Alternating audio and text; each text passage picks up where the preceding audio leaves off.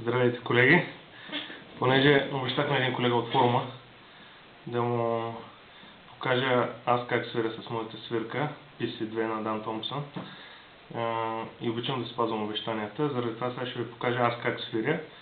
Абсолютно нямам... не мисля, че моето свирене е най-доброто, просто показвам аз как го правя. Имам вече няколко докарани хищника, някои от тях отстреляни, други избягаха много бързо, но както и да е. По принцип имам и диска на Дан Томпсън и оттам съм гледал те как свирят и там много интересно беше, че обясняват, че хубавото свирене идва от диафрагмата.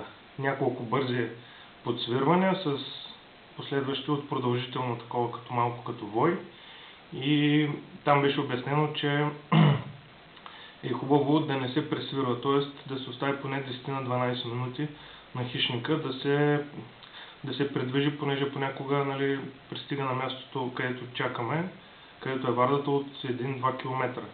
И постоянното свирене понякога го отблъсква, заради това там Дан Томпсън съветваше да се изчаква между свирванията около 10 на 12 минути и когато вече няма резултат, да се повтори няколко пъти и съответно, ако няма пак, се сменя мястото. Значи, правя последния начин.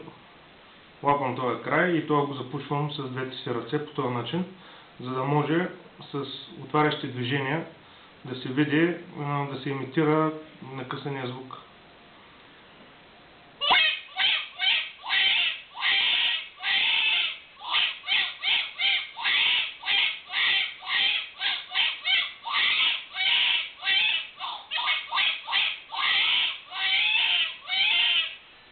Това долу-горе е достатъчно, поне по моите наблюдения до сега.